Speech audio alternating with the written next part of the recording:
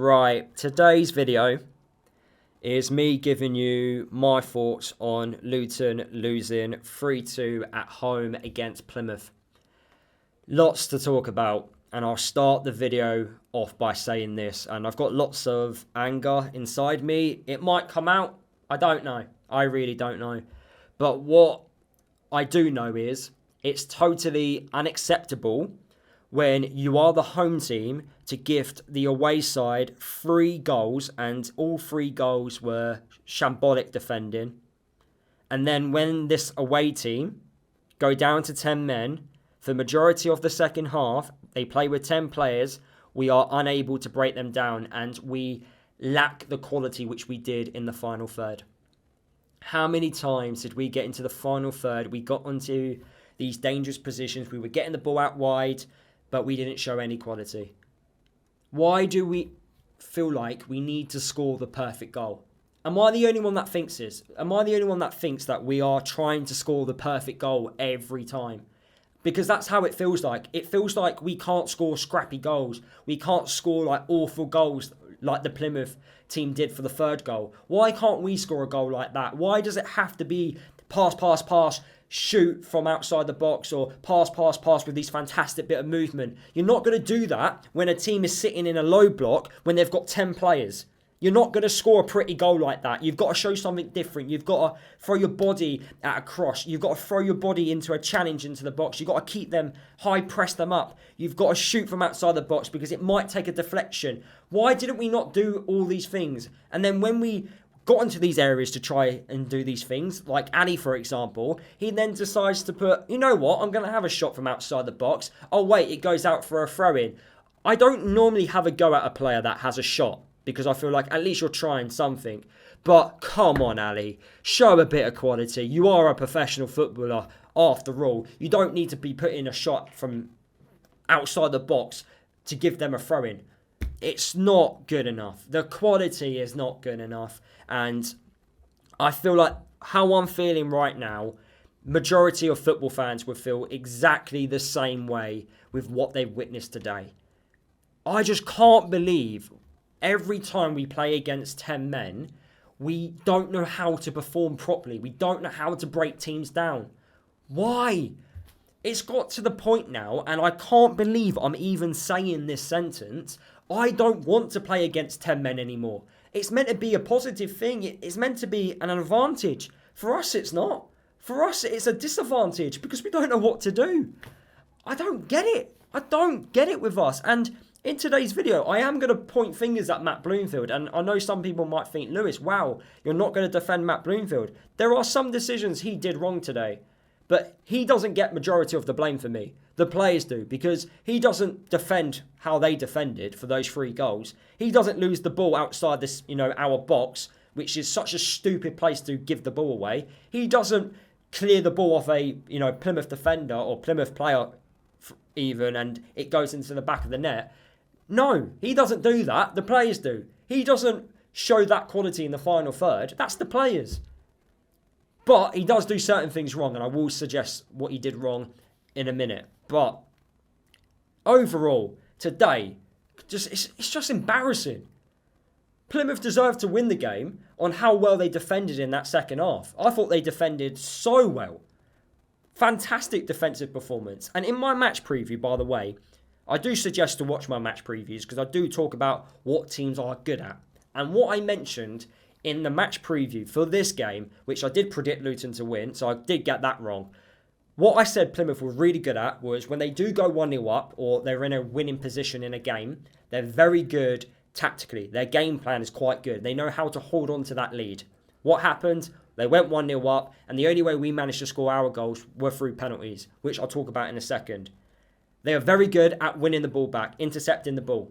They won more battles today all over the pitch, aerially and on the ground. They won so many more duels than what we did. And I mentioned that in my match preview, and it showed yet again today. And the third thing which they were really good at is defending against set pieces. And look how well they defended against our set pieces in that second half. It didn't matter what we tried to do, we just were unable to break them down. We lacked quality. and it's not good enough. The starting 11 for me was the right starting 11. Don't think you can really change the starting 11 after winning 3-0 away against Burton. Of course, we did make the forced change. Anderson came in for McGuinness. I wasn't, unhappy with that starting 11. I was, that's the starting 11 that I felt was good enough to win this game. First 15 minutes, I thought it was very cagey. Both teams just giving the ball away, not really looking after the ball, not really taking control. I thought we did look more dangerous. I thought we showed a bit of threat, but again, didn't really show that quality in the final third. Some things not quite clicking, not quite working. Trying to score the perfect goal, which I just don't understand why we keep trying to do it. And then against the run of play, which I felt, Plymouth got their goal. 3 unmarked in the 6-yard box. Great delivery into the box. Player can't really miss that chance. And this is the problem with this formation and this system. Because we are playing with these high wingers, there's going to be plenty of space in behind them. So our wide centre-backs need to be alerted. They need to be checking their shoulder. They can't be allowing players to have a free header in the 6-yard box. But also, our wingers also need to track back. And Kadir on that right-hand side, of course, didn't track back. Makosso didn't check his shoulder. And that Plymouth player had a free header in the 6-yard box. Very poor goal. Could have easily have defended that. Really poor goal to give away. Then we got our goal. Penalty, Nordos, I do apologise there. The Plymouth player puts an arm across his face. Normally, the referee, I've never really seen a penalty given for that. It's not often you see penalties given for that type of challenge. Normally, it happens outside the box rather than inside the box. And in fact, I actually thought there were more penalty shouts after that challenge that looked more of a penalty. But we got given the penalty. Yates scores. He steps up. I thought he had a poor game, personally. But yeah, we're back in the game. But then, just before half-time, and we did have plenty of, I want to say half chances. That's what they were. They were half chances. They weren't clear-cut chances. They were half chances. Zach Nelson, I know you're young, mate, but you can't be playing about with the ball on the edge of the box. You can't be gifting the ball away because teams will punish you, and that's exactly what happened. Great finish, but we've gifted them that second goal. Worst time to score as well, just before half-time. So you expect a reaction in the second half, and we did react in the second half. Now, I haven't seen this back. I don't know if it was a penalty. I don't know. I didn't think it was at the time. That's just from my angle. You've got to think the penalty happened. I'm on the other side of the stadium. I sit in the Kenny. I can't tell if that was a penalty or not. I need to see it back in order to give a proper opinion on it. But the referee gives a penalty for it. Naki Wells steps up. In fact, actually, before Naki Wells steps up, we made 2 half-time substitutions. Obviously, Nigel Longvic came off because he had a yellow card. I get that. That made sense for Cal Naismith. And then also, Lassie Nordos came off. I don't know why. And then in the interview after the game, and this is where I'm going to point fingers at Matt Bloomfield, he came out and said that tactically it was the correct decision. How? Nordos was causing the Plymouth defenders all sorts of problems. And when we were crossing the ball into the box, he was the focal point. So how did that make any sense? And then what did we do in the second half? For majority of the second half? Put crosses into the box. Why take off a 6-foot-plus striker? That doesn't make any sense. And then you've got 2 strikers in Jerry Yates and Naki Wells. Let's be honest, they're not the tallest of strikers. They're not going to win headers. Especially Yates, by the way. I don't think I've ever seen him in, he's played, how many games for Luton now? 5? I don't think I've seen him win a header. I'm just being honest with you. I don't think I've seen him win an actual header. So how are we going to score a goal if you take off a 6-foot-plus striker? But anyway, Naki Wells scores, the second goal. I guess the reason why they felt in their game, I'm trying to think from their perspective, the coaching staff, they thought, right, we need to play the ball on the ground a little bit more. We need to make runs in through the centre. I don't know, and just play pass-move football rather than put loads of crosses into the box because Plymouth were playing with 3 centre-backs. So putting crosses into the box actually suits the 3 centre-halves, if that makes sense. Maybe that was their thought process behind it. But then once we got the second goal, scoring the second penalty by Naki Wells, Plymouth go down to 10 men. For me, from where I was sitting, it was a clear red card. I thought the way the player dived in, it looked a red card. I haven't seen it back, But again, from first glance, it looks a red. It looks like the player's gone in with 2 feet. That's from my view from the stadium. So the play goes down to 10 men. But like I've already mentioned, we don't know what to do when we play against 10 men, because what Plymouth did, they tightened up at the back. And basically, when we played the ball out wide, they double teamed. They made sure that our wide players wouldn't go 1v1 with a defender. That, of course, creates openings. They didn't allow that to happen. They double teamed our wide wingers in Kadir and Ali, and then Morris when he came on in the second half. They tag teamed there. They won every single header. They won the second balls. They cleared the ball out. They slowed the game down when they needed to. And they counter-attacked us. And then if they got a set piece, that's their way of trying to score a goal. That's what they were doing. But we were unable to try and, figure out a way to score. We felt the perfect idea was to just keep trying to play outside. Not have shots. When you're playing against a team that are putting 10 players behind the ball in this case, if they're all in the box, what do you need to do? You need to throw your body at shots. You need to throw your body at crosses. You need to do more than what we did. Far too slow at times when moving the ball. Far too predictable. And then when we did get into the right areas, we just lacked that quality. In fact, I felt majority of the time when we did put the ball into the box, we had 4 or 5 players attacking the same ball. Naki Wells and Jerry Yates both going for the same header. How is that going to generate a goal? It's not. Today, I felt, and I've heard some people say we needed an Asgard to create clear-cut chances. Of course, we didn't create clear-cut chances today. But what I felt we actually needed was a Luke Berry. Someone to just be in the pockets. Someone that is in the right place at the right time. Because sometimes, the ball will fall into certain areas in the box, and we're nowhere to be seen. We're meant to be we're meant to be playing against a team that's got 10 players on the pitch. And we are nowhere to be seen for the second and third balls. That, for me, was just not good enough. I thought so many players had a poor game today. And then there was one moment in the second half where Ali gets booked for diving. And I've actually seen this clip back.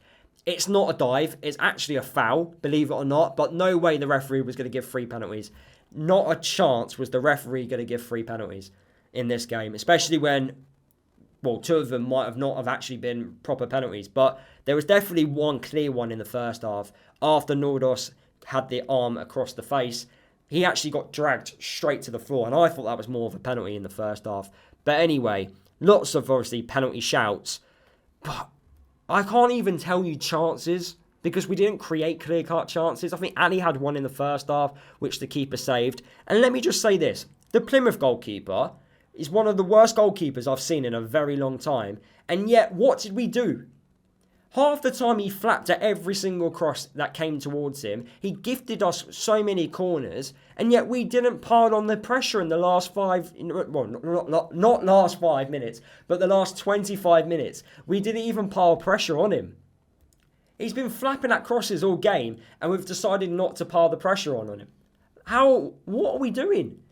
And also, we're putting these crosses into the box. Why not bring on the Gilliam lad in Joe Bode, who have just recently signed from Gilliam, who's 6 foot plus, strong, powerful? Why did we not bring him on 25 minutes before? And when he came on, he had hardly anything to do because we weren't putting the ball into the box. We weren't showing that bit of quality. Not good enough. It's just not good enough. And the third goal basically summed up the game for me. Panicking. Of course, it should never have been a corner in the first place. I don't know what Keely's doing. Don't know if he just miscalculated the speed of the ball. I don't know what he's doing, but he gave away a stupid corner. And they've scored from that resulting corner. But we've panicked. I think it was Naismith who cleared the ball away. He panicked. He didn't have to do that. Keely could have grabbed that ball. But we've panicked. We've just the pressure. We've crumbled. And we've hit the clearance off the Plymouth player. And they've got a fluky goal.